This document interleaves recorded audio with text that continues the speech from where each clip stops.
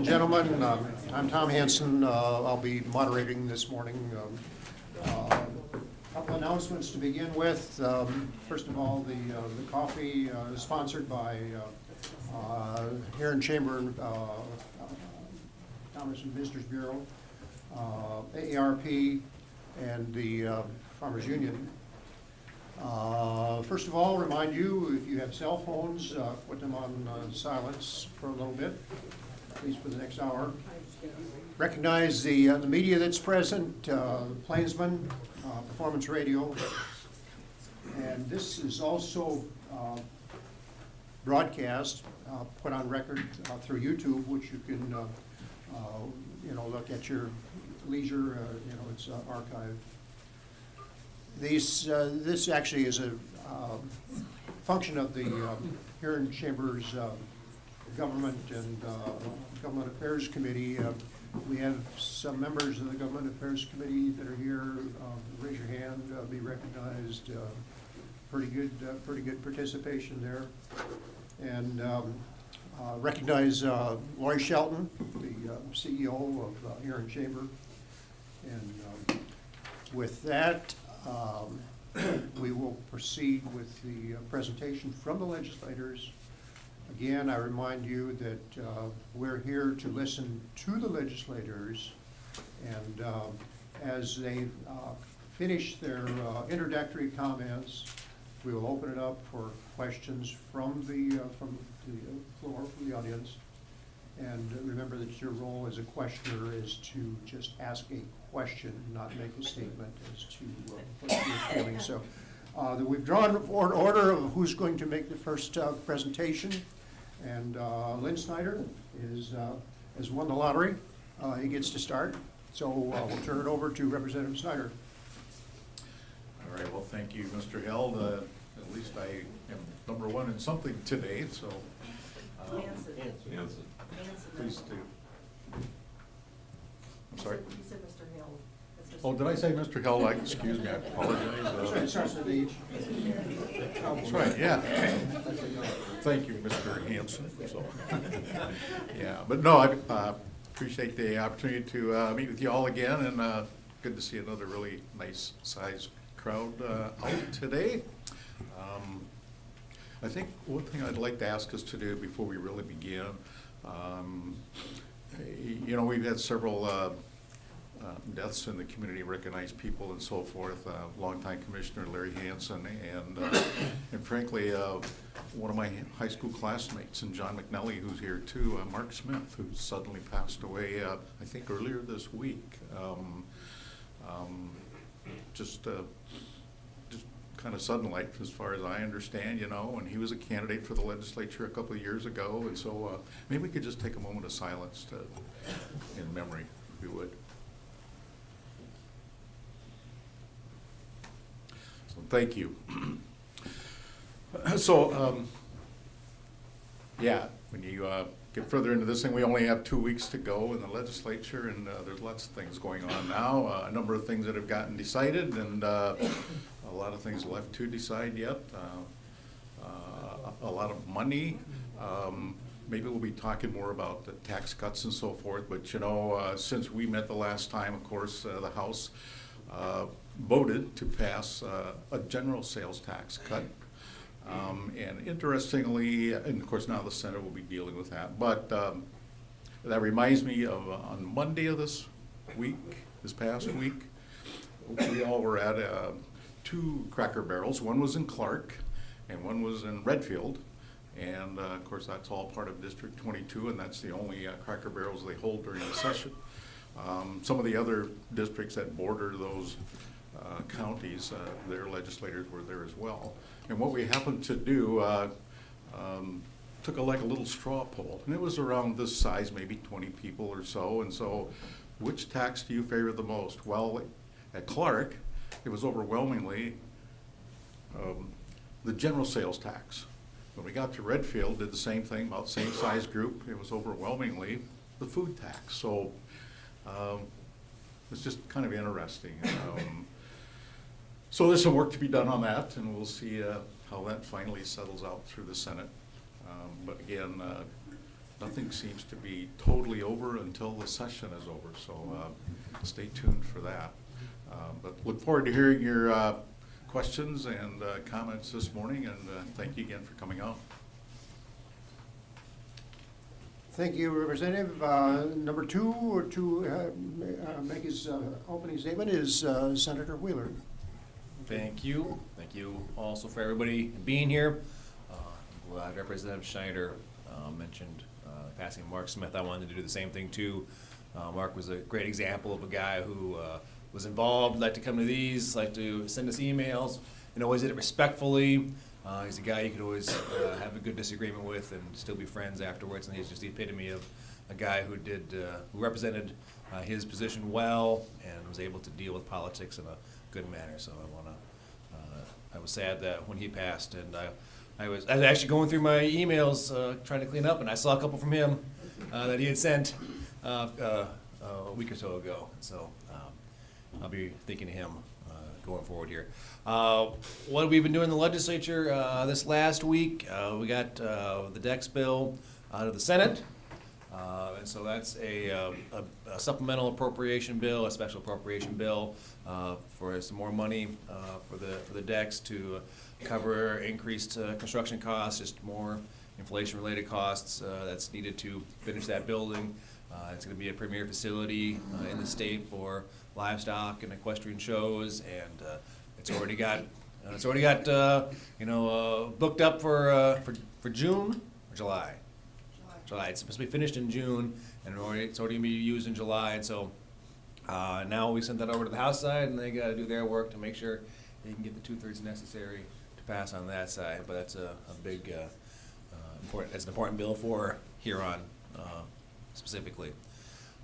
Also, this week we got passed out of joint appropriations, Senate Bill 59, which is a bill on career and technical education infrastructure costs that I've been working with Dr. Steinoff, our superintendent, on to help put an infusion of dollars into schools. It'd be create a grant program so that districts can apply, so they can actually build out a brick and mortar building or equipping career and technical ed, VOTEC education programs, because it's been a while since the state's put some money into that. There's some need for additional space. There are students who want to take these programs but just don't have the space to do them. And so we had a number of superintendents testify on behalf of that bill. It got out. It'll be on the Senate floor next week. I'm hoping to get that across the finish line here in the next few weeks. It's still in the mix. When it gets to the end here, we do all our appropriations negotiations, and we can't ever guarantee that we'll get the dollars in it that we want to have in it, but we're going to keep pushing for that because it's an important part of education in our state. So. Thank you, Senator. Next up is Representative Chase. Roger. Thank you, Tom. Good morning, everyone. Thanks for coming out on a cold morning. And it's been an interesting week, not only in the legislature, but weather-wise as well. I want to compliment my two district mates on honoring Larry Mackey, who was a county commissioner that I served with for several years on the county commission, and then also Mark Smith, who was Len and I's opponent in 2020. After the election in 2020, Mark followed David and I very closely on emails. And many of you may not know that when we would cast a vote that he didn't like, he didn't hold back. He let us know. But at the same time, he always would compliment us on a vote that he appreciated, and when we passed a bill or worked on a bill that he thought was important. And I got an email. I looked up the last email that I got from Mark. It was on February 10th, 2 weeks ago yesterday. And I'll just read you the email. He said, "I just got home after 23 days with COPD pneumonia. I won't be coming to the legislative coffee to pin you guys down. So relax, you're safe from me." I responded back to him, "Thanks for letting us know. You might be one of those that want a piece of us tomorrow," which would have been 2 weeks ago today. I said, "Hope you're feeling better." And he responded back, and this is the last email that I got from Mark Smith. "Nah, not me, man. I'm pretty chilled these days. You guys are good. So that was the last email that I got from Mark Smith on February 10th. And so it's tough to see Mark and Mr. Mackey pass away. They were friends, they were adversaries, but yet at the same time they were public servants.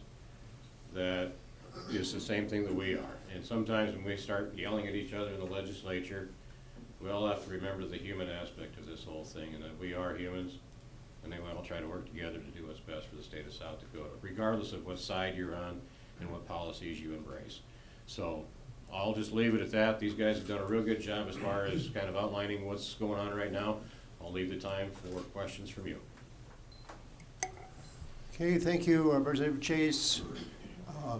Now, as I comments to begin with, it's time for anyone who has a question to come to the podium, state your name, and ask your question.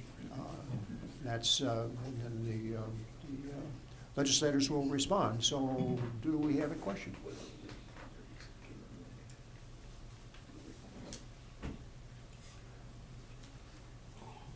In Redfield, there'd have been 4 of them to the podium by now. Hi, Bob. My name is Bob Eichhoff from Huron.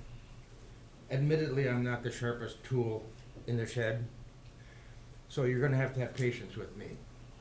It wasn't that long ago, I remember when we voted to increase the sales tax just a little bit so that we could pay teachers a little bit more, because at that time, they were 50th in the state.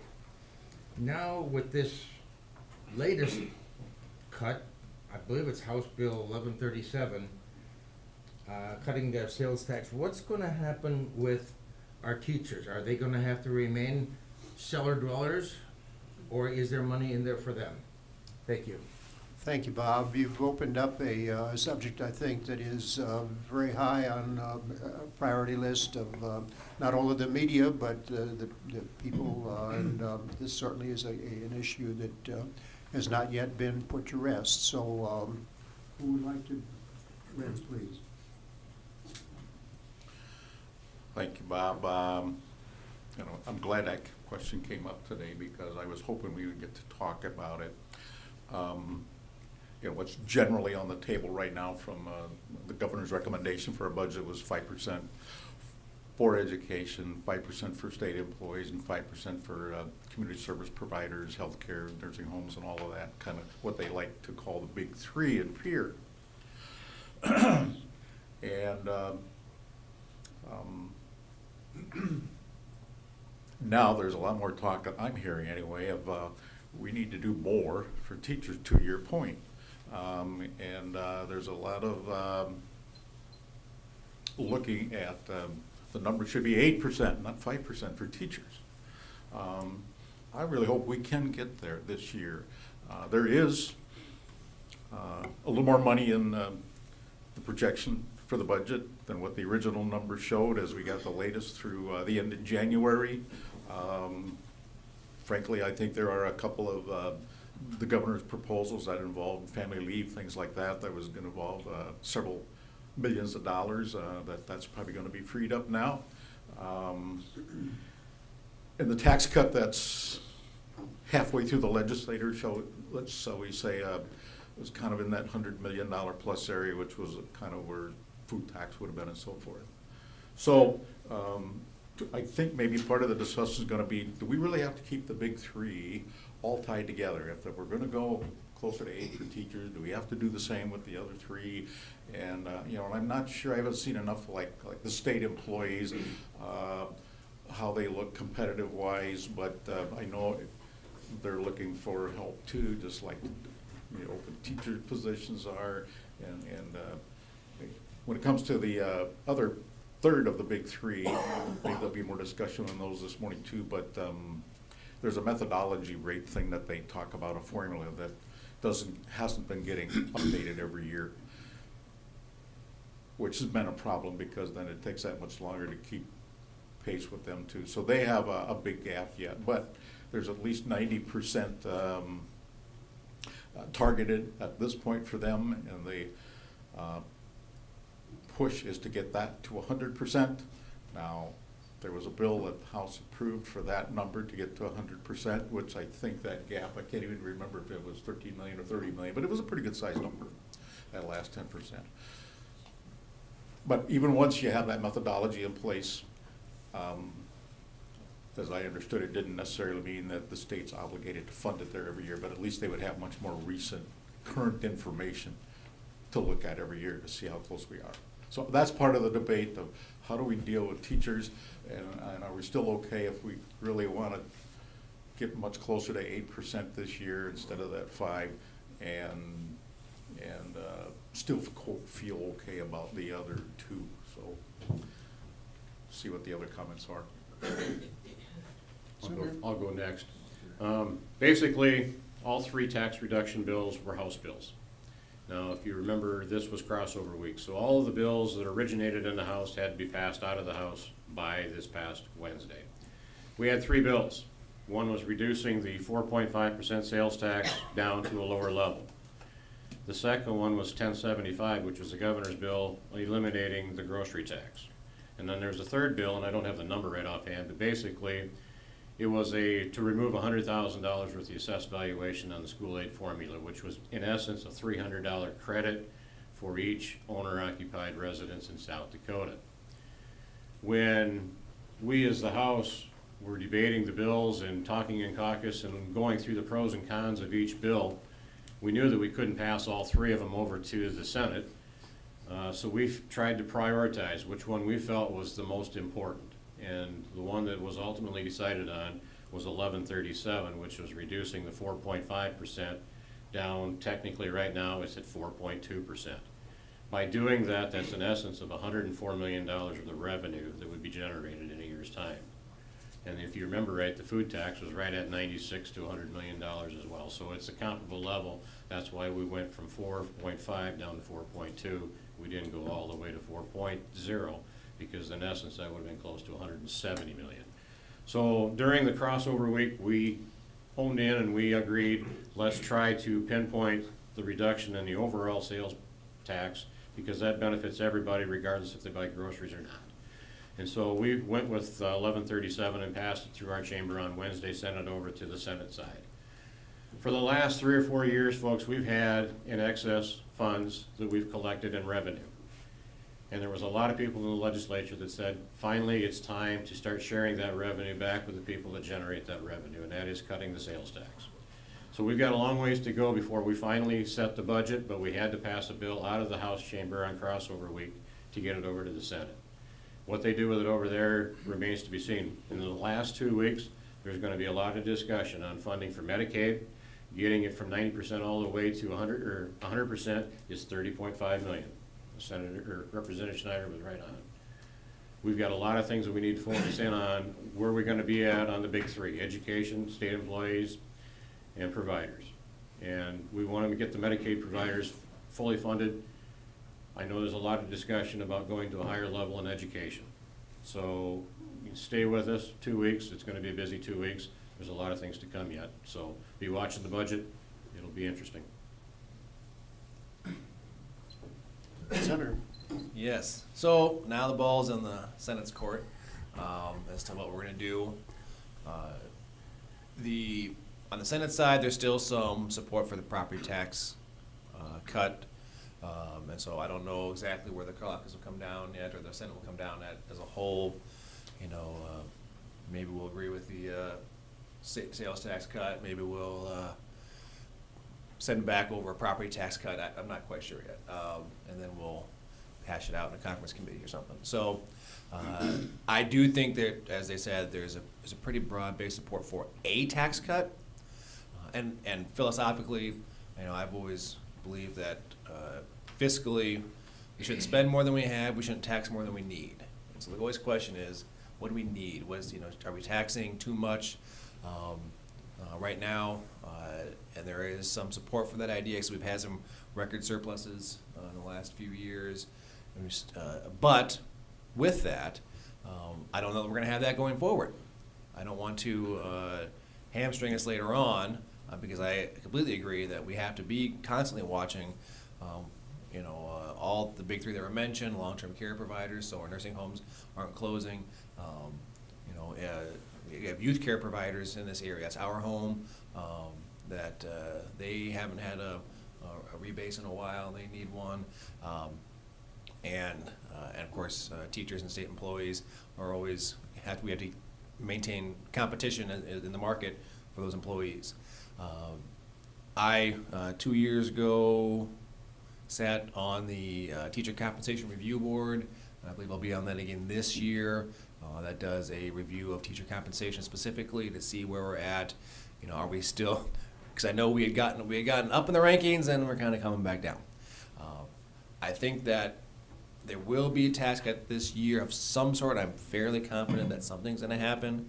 Well, I think there's also support for having like a sunset clause on that, so we come back and review it in a few years, and see where we're at. Because if we're on kind of a peak, because of inflation and federal dollars kind of flooding our system, they'll come back down in a few years, and now we don't have enough money, and then we can't pay the teachers, we can't pay the state employees, and can't pay for Medicaid for nursing home care, which again, as I said, some of the biggest three of the biggest spenders we have in the state, then we're going to be in a problem. And so most people I hear tell us, we got to pay these things accurately. We have to spend our tax dollars appropriately and fund what needs to be funded.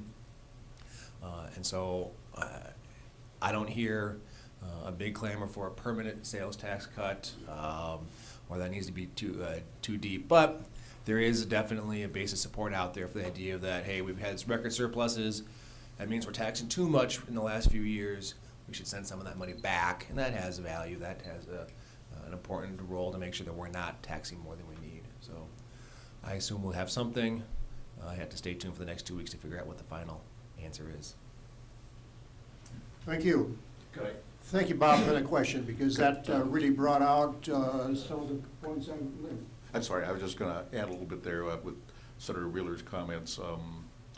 There is also significant concern about, can we really afford the tax cut for a longer term future when we're trying to make a conclusion about where are we headed with the national economy recession-wise, and where is the inflation rates going.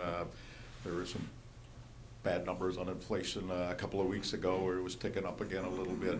And those are the kind of things that cause legislators that say, I don't know if we're still finally at a point we can do some tax cuts and still do these other things that are important.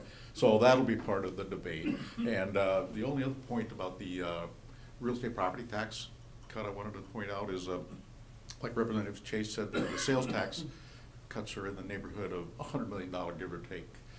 But I believe the property tax cut was a little bit less, like maybe closer to 70 or $80 million, what that $300 credit would be. And of course, if you're going to enjoy that tax cut, if it gets approved, you gotta own a house that's your principal dwelling, because that's only where that's going to be available. So that's all. Thank you. I failed to mention, if anyone would like to, rather than come to the podium to ask your question, write it down on a card. Doug Peets, member of the Government Affairs Committee, is standing in the back of the room, and he has some cards and some pens, and so you're welcome to ask your question that way. This is an interesting time in the legislative process when there are a lot of things that are still on fire, and I'm sure that there's some other pieces of legislation that somebody would like to have a chance to ask about. So please step forward. Arne Clay here in Huron. Just one more point of clarification on the sales tax cut. As I understand it, that takes a simple majority to make a sales tax cut, and then the increase is a 2/3 majority. So we gotta be thinking about that. If you say, well, in the future, we might need to raise it because that sales tax increase passed by 1 vote. And so that's something to certainly think about. Thank you. I'll take that. So, David. Arne, that's exactly why we put a sunset on it. We'd avoid that. So a sunset clause does, it says that if the law that we pass, it says we're lowering it down to 4.2, that's what we do. that law would go away after a period of time, 2, 3 years, whatever we pick for a sunset. And then we'll go back up to 4.5 if the legislature doesn't act. And so by putting a sunset clause on there, effectively it gives the legislature ability to raise back up to 4.5 or anywhere in there with a majority vote. And so we kind of keep that authority to get up to 4.5 if we need to. But we have to look at that every few years and kind of keep voting on that, and depending on where the economy was at that point. So that's exactly the reason why I would want to support a sunset clause, so we don't hamstring ourselves and have to get a 2/3 vote to go back up if we need to pay our teachers and our employees and nursing home providers. Further comments? That pretty well answers your question. Another question, please.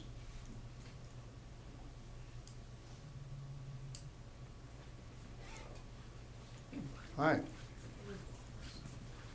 I'm Lois Brown, and I would like to know where we can find out how much Noam is spending to travel around the country campaigning for Trump, raising money out of state for her campaign.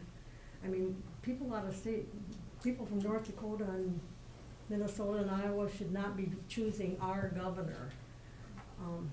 I think we have a right to know how much it's costing us and how much it costs us for her to go to Washington DC to speak at 3 places and skip the Western Governors Conference, the Western Governors Association Conference, to go there. We have a right to know how much our tax, and I mean, it's our money. We have a right to know how much she's spending, going out of state, to all of these political events. Okay, good, thank you. What's the avenue to be able to get into the governor's spending? Well, the governor does have her budget that she can use at her latitude and how she wants to proceed on and be the governor of South Dakota. When she goes to these out-of-state functions, you know, a lot of times she uses it as a promotion for South Dakota. She is promoting South Dakota. And so I can't argue with that sometimes, but yet at the same time, you know, a lot of the funds that she's utilizing are not state funds, they're campaign funds. And she generates a lot of them. And so for us to really deviate in there to find out exactly what the costs are, I can't dig into that and do that. And, you know, we have GOAC, which is the Government Operations and Accountability Board. They'll be researching it, they'll be watching it. But right now, the legislature's focus is truly trying to set policy for what's best for the state of South Dakota. As the legislators, we want to take the time and focus on the times of what's going on in the legislature rather than where she's at and what she's doing. Good answer. Further comments? If we have another question?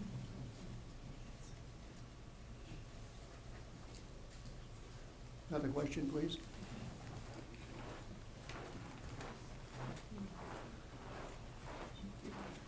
Ben Chase, Huron. I know there have been some bills that had some floor support and had some support in caucus that got killed in committee over the last couple of weeks, both sides. What are some of the bills you guys could see getting smoked out over the next couple of weeks? Good. Probably we would do well to start that conversation with a little bit of an explanation of what the smokeout procedure is that Ben is referring to, because that, I think, then gives a good basis for what your speculation might be. Well, I'll start. And I arrived home last night, and the first person I saw was my son, who'd been pushing snow for 3 days.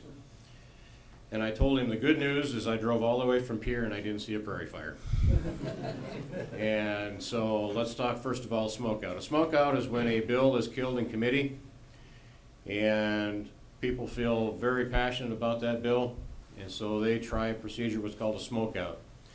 And they bring it to the floor of either the Senate or the House. And if they can get 1/3 of that total body to stand in favor of bringing that bill to the floor, that can be done. But it does take a calendaring of a majority of the members on that floor in order to bring that bill to the floor for an actual discussion, debate, and vote. And so last year, there were several smokeouts that were successful. Several appropriations bills that were killed in the Appropriations Committee that we felt very passionate about. And if you remember last year's session, the joke was we had a lot of marijuana bills and we had a record number of smokeouts. And so that can be done. It's a procedural move to bring a bill that gets killed in committee to bring it to the floor for discussion. There's been several bills that we have, terminated in committee this year that were attempted or talked about being smoked out, and to my knowledge, there hasn't been any that have been smoked out and brought to either floor. So this year, it's probably unlikely. I have never seen our body, our House chamber, as united as it has been this year, and I think it's pretty solid on the Senate side as well, other than a few instances. But the legislature itself, and this is what I was just talking about, we're focused on moving South Dakota forward and making the right policy decisions as the legislature should. And so it's been positive in that respect. Further comments? Well, this is probably not important, but Representative Chase is right here. There have been a few spoke-out attempts on the floor. I did not stand for any of them, except one, actually. And that was an attempt to smoke out the grocery tax bill. But like Representative Chase said, a third of the body had to stand, and I think there was only about half of the third that stood. And not that I would fall on my sword for the grocery tax, but I was just kind of sympathetic to it, because I thought it was the fairest tax in terms of people that eat, which is all of us. And I know the side argument is, well, but people that have low enough incomes and so forth usually qualify for SNAP or food stamps, and those dollars are not taxed. So that'd be kind of an exception. But anyway, that's the only time I stood so far. Yeah, I'm trying to think if we even had a smoke-out motion on the Senate side this year. I thought you were gonna have one this week, but it never. It didn't, yeah, there was a possibility of one this week, but it didn't happen. Smokeouts happen more often when a committee is not as representative of the caucus or the Senate as a whole. And so if a committee kind of gets away from the feeling of from the body as a whole, you'll see that more often. And that's what happened last year when on the House side, where the House Appropriations Committee wasn't really reflective of the broader feelings of the House. And so they had to use the procedural motions to kind of move things along. And so there's a lot better congruity between the committees and the body as a whole this year, so you're not seeing that happen. Could there? I'm speculating that there was a joint resolution on work requirements for Medicaid. So when the Medicaid expansion passed on the ballot this last year, it doesn't allow the state of South Dakota to impose a work requirement on those who are able-bodied.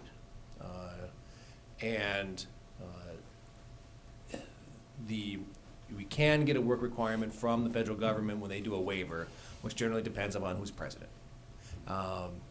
And so when the Republican president and if the state wanted to get a work requirement, we're not able to. And so there was a discussion and a bill or a joint resolution on the House side that passed, came over to the Senate side, that would put back before the voters in the next election, saying to the voters, do you want to allow the state to ask for this work requirement when we can? And that died in committee, in Senate committee this week, which was, I would say, a little surprising, because I think there's a fairly broad basis of support for that idea in the legislature. So that's if you're listening for speculation on where one might come, that might be one to watch. I don't know if it'll happen or not, but I'm just trying to say that's one where there might be a potential smoke out here next week. Okay, further questions?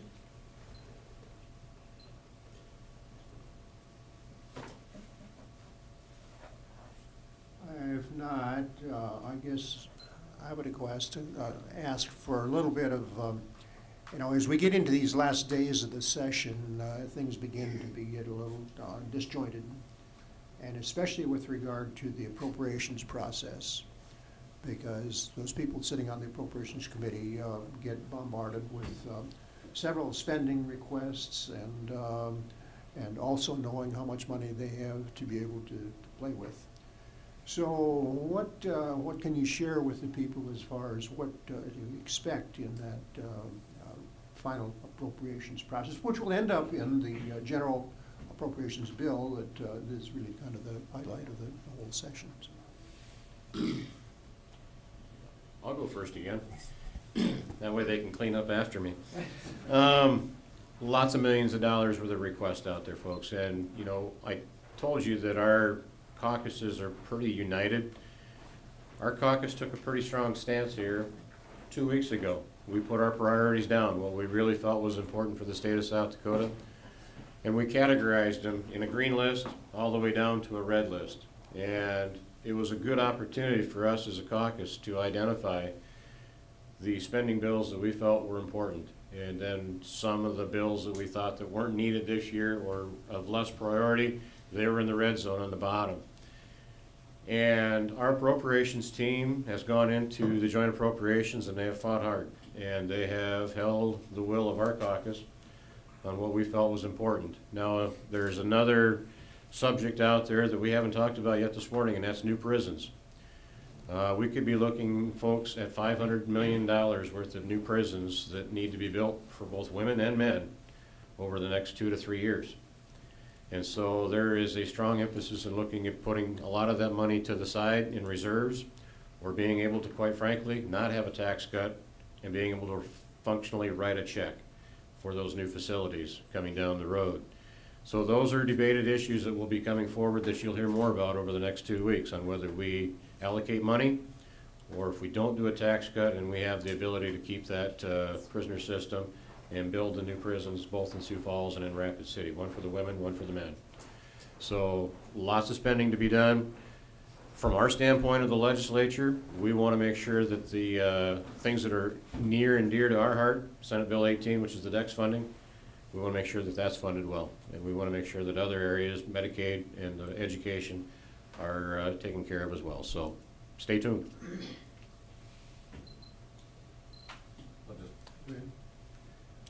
Yeah, I would add, I think there was in the neighborhood of over $170 million of spending proposals, exceeding the amount of money we really have to work with, even aside from the tax cut. So it's again back to my point that I've sung over and over again about that there is always more good ideas that take money than there is money available. It's to me incredible these last 3 years of, as I understand, before I got out there, we've never had anywhere near that much money to work with, and it's still not enough. So you have to deal with these priorities. And I'm just going to follow up on the point of with the next project. I mean, I think y'all understand that there's a classic case, and there's probably at least 8 of them like that across the state. Other buildings being built, university and so forth, the research park in Brookings, for example, northern state that needs a new business and health science building and so forth. And from the time that they were approved, when all this inflation came along and skyrocketing prices of construction costs for raw materials and everything else, it just drove those projections way into the ditch. And so I don't quite remember offhand how many of those 8 or so projects are dealing with cost overruns, and it's not a position of we didn't plan well enough in that. It was a total outside external uncontrollable factor. But when you total them all up, you know, it's I don't know, it could easily be in the neighborhood of $25 or $50 million that it takes to finish those off. Well, most all of you have driven by the decks in the last month or so, I suppose, and you know, I mean, it's well underway, and it's like you can't stop those projects in the middle. So, but there's always a few legislators that having a hard time to push that green vote to finish those things off. And so we might have a little bit of work left to do on the House side. I believe Tuesday or whenever that finally comes, Monday is when it's scheduled. We've been deferring stuff along the way, but we need to get that done next week. And so Representative Chase and I have already been speaking to several people that we're not quite sure are super strong green votes, that hopefully they'll come through. And remember, folks, that takes a 2/3 vote. That's tough to get in any chamber. And so the Senate passed it with just 2 votes to spare, I believe. So we gotta get 47 votes, just like, Arnie said. That's a tough thing to do, is to get 2/3 of a vote in any chamber. So we've got some work to do. I think they've covered a lot of that. The House appropriators can have their priorities, Senate appropriators have their priorities, because we, as a Senate, have done a very similar process where we kind of rank, score different projects and which ones are our priorities and which ones are not. And so it's the appropriation teams that are gonna get together, and they're gonna negotiate over the next week to figure out what the final bills are, what dollars we're gonna put where. And so I mentioned the Senate Bill 59, the CTE infrastructure bill, that is right in that mix. I mean, it could get a lot of money, it could get $0. I mean, I can't guarantee exactly where it's gonna end up. And so, trying to push for that. The big spenders, the prison infrastructure fund, that's over $100 million, and there's a bill on regional jails to provide grants, that's at $50 million right now. Like, we could take a few $1 million out of those and put it into some other projects. I'll be hoping that we can get that done, because we have plenty of money already sitting in that prison construction fund. It is an important priority. I don't want to downplay that. There's a serious need for updated prison facilities in the state. I mean, we have 1 women's prison in the state, in Pierre, and it is too full. I mean, to the point where it's just a bad policy for us. It's not good for corrections. It's not good for the inmates that are in there to be that full. We can't adequately provide the programming necessary. They have to let people out early, when maybe they shouldn't be. It's just a bad deal at this point. So, and our men's prison, the main facility of our men's prison was built before we were a state, and it is that old. It's a big, beautiful granite building on the outside, and so it's hard for people to want to do anything with that. But the reality of housing inmates doesn't allow us to necessarily choose beauty over function in that situation.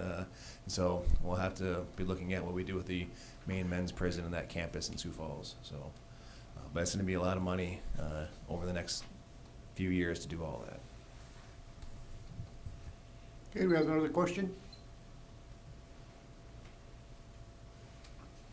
Got a few minutes left. We could, we have a question. I do. Brian Smith, City of Huron. Mr. Schneider, based on what you were saying, when it gets through the floor for the decks, in particular, along with the other projects that are in the process of being completed, and if those funding requests get denied, what do they do with that? I mean, you have structures that are 2/3 of the way being built, and so where does it go from there, I guess, what my question is. Thank you. Well, that is the big concern, and obviously thinking optimistically, but yet realistically, you want to feel like, well, in the end, what I call common sense has to prevail, and I suppose worst case scenario, if it's defeated and you try to resurrect it through smoke out, through this to that, there's a number of maneuvers to work like that, see if you can finally get it through. But if you really want to think of the worst case scenario, everything has failed, and where are we going to find the last $5, $6, $7 million to finish this thing off? You always dream about some million-dollar benefactor just writing out a check, but that's probably not likely to happen. So, and, you know, or the community decides to rally together and dig up the money,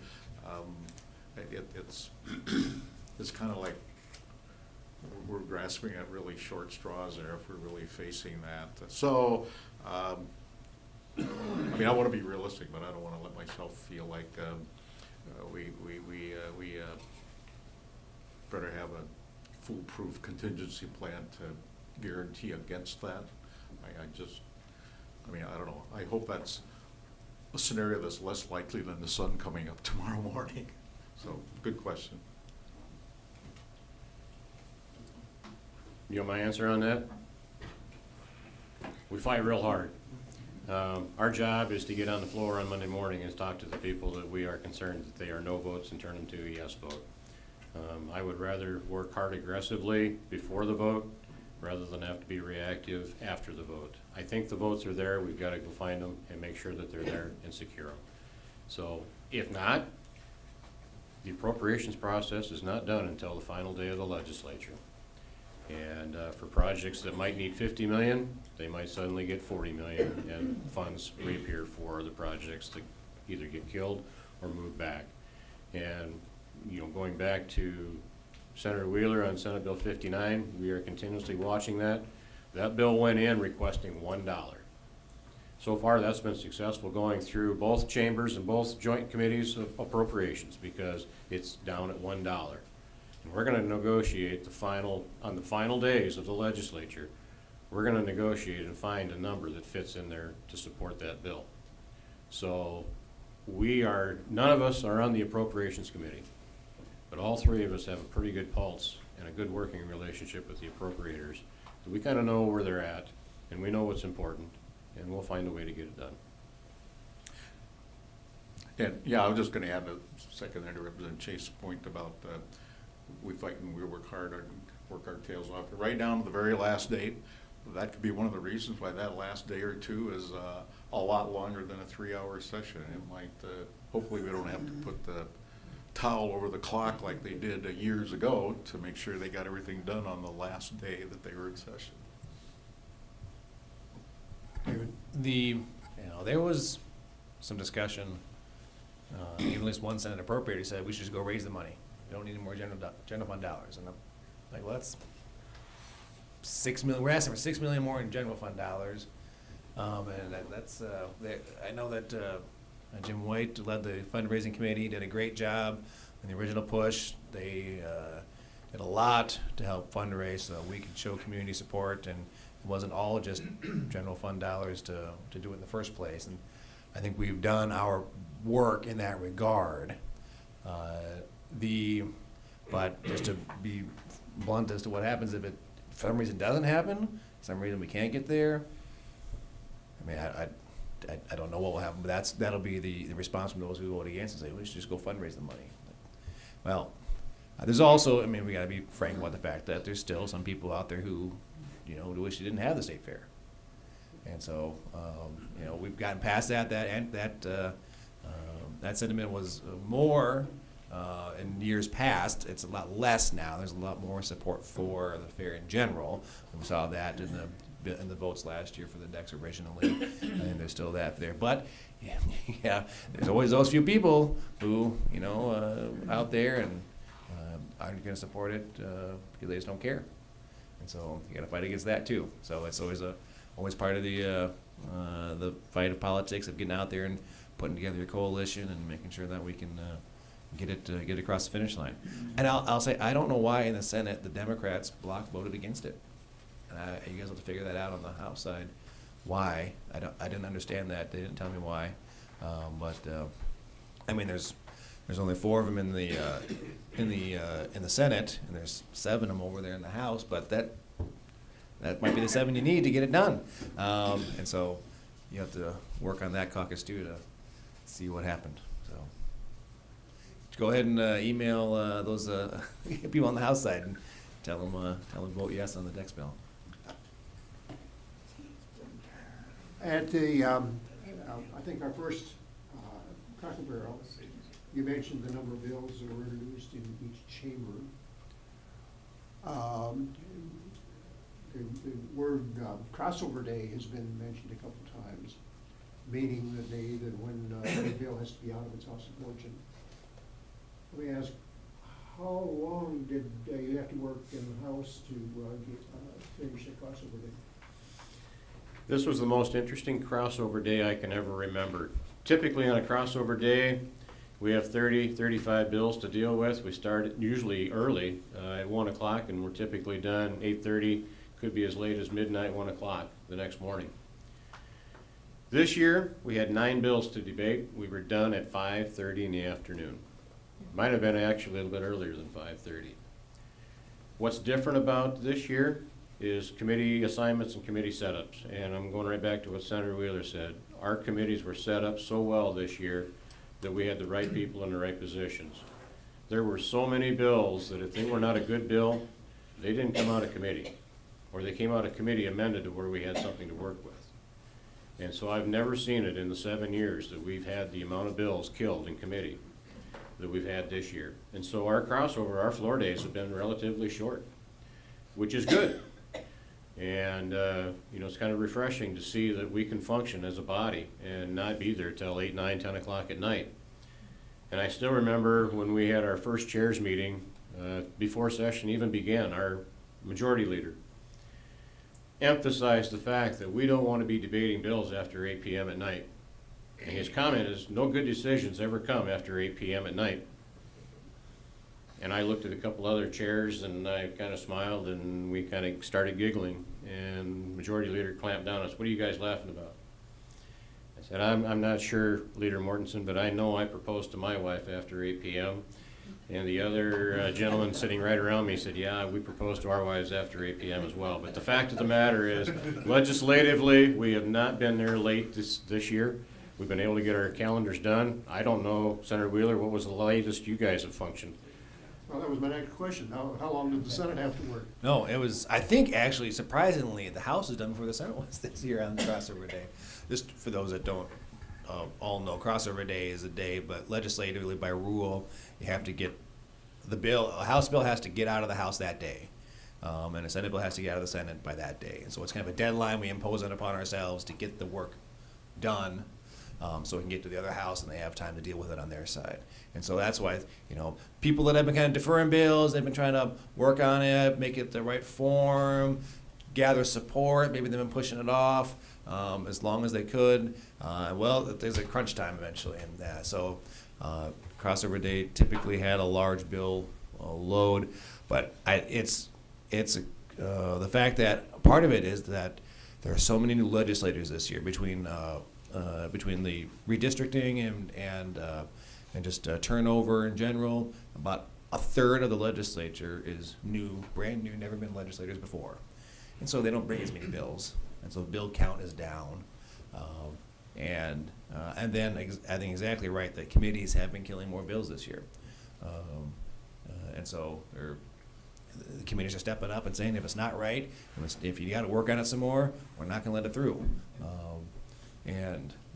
So we've had a few on the Senate side where a committee sent them through, and then they died a horrible death on the floor, like only got a handful of votes, and that tells you maybe that committee was on that particular bill wasn't thinking right. I mean, if it barely gets more votes than the committee, they were off on something, and we've only had I think 2 of those all year so far, where the committee was off on a bill, and so the committee's doing a good job, and so it's just amazing how this year everything's flowing smoothly.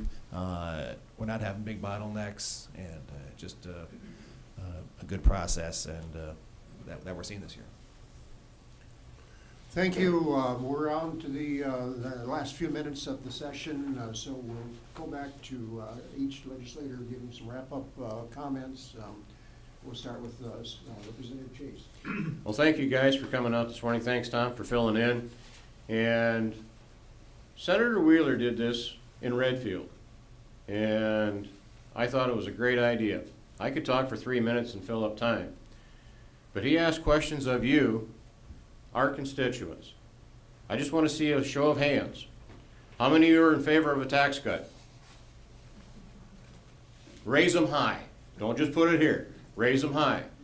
How many people feel that we need to fund education at a level of higher than 5%? Good to know. What other questions did you ask up in Redfield? Redfield's between the 3 tax cuts. Yeah, 3 tax cuts. Let's see a show of hands. How many are in favor of the food tax? That repeal. Repeal the food tax. Repeal the food tax. How many are in favor of a general reduction in sales tax? How many are in favor of the owner-occupied tax credit? None? How many feel that we shouldn't lower taxes at all? All right, we got our marching orders. That's all I got. Okay, thank you. Cut down on let's those see, budget. How high is her budget? I mean, you I keep telling me don't have it's the her right budget, yet. you know, she's just spending within her budget. Well, how much is her budget? I don't have that with me right now, I Donna. mean, that's where you need to cut. Senator Wheeler. I'm glad we did that. It's good to see kind of where people are at. There was the talk about the funding level for education. Can we get it above 5? There's some support for that. I can't guarantee it's going to get above 5. 6. Could it get to 7 or 8? I just want to be honest with you. I don't think the hopes are high to get to that number. But there's part of the conversation, and we're setting those numbers, is for the last several years, they try and treat the big 3, again, that's teachers, state employees, and the Medicaid providers the same. And so right now, the governor's recommendation was a 5% across the board on those. But there's also, for 2 out of those 3, for state employees, there's some targeted pay raises to make basically some market adjustments. That's a significant dollar amount there. And then on the Medicaid providers, there's rebasing that we talked about.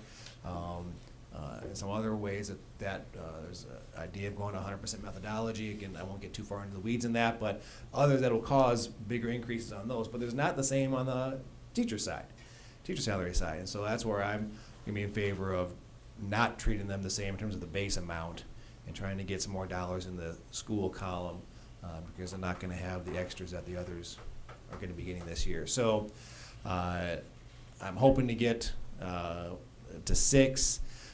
If we can get more, we'll be talking about that. I'll be supporting that depending, again, where the overall picture falls because, as we talked about, there's the tax cut side and there's the spending side, and we have to kind of make them all meet in the middle in the end. So we'll be working on that, hoping that we can balance all these priorities in the end. Okay, thank you. Just follow up on this little straw poll that Representative Sayce just took.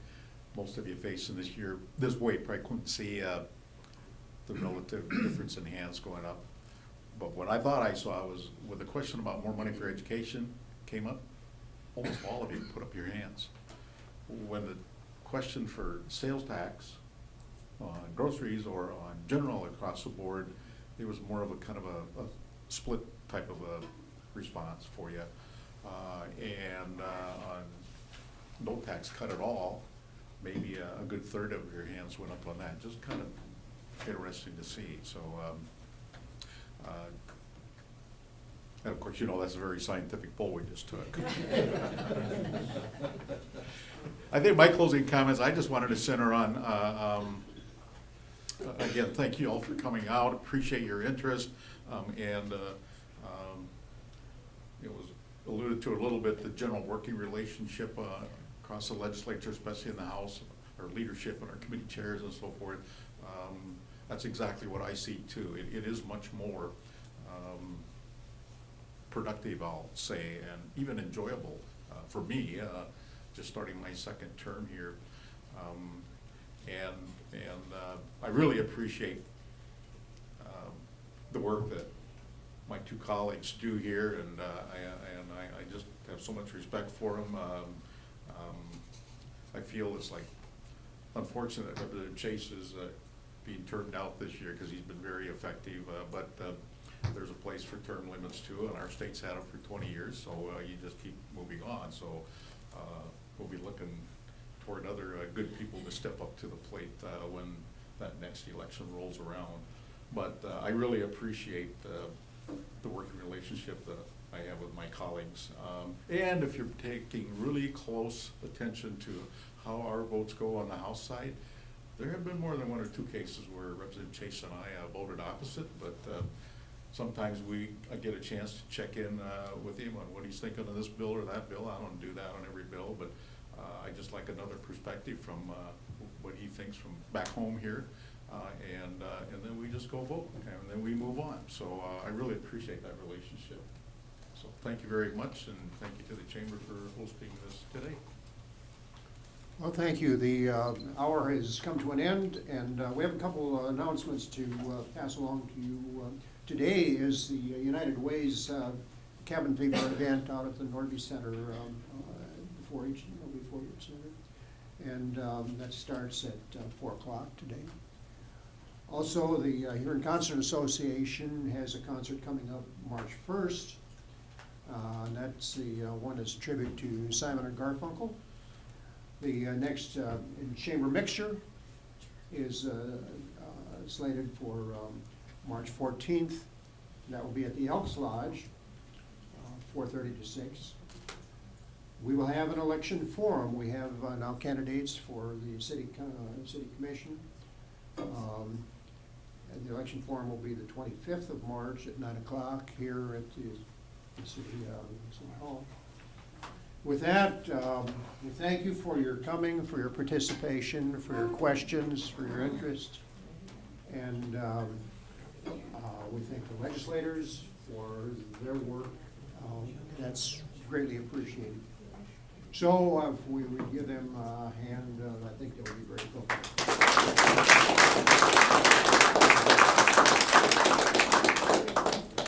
With that, we thank you for coming.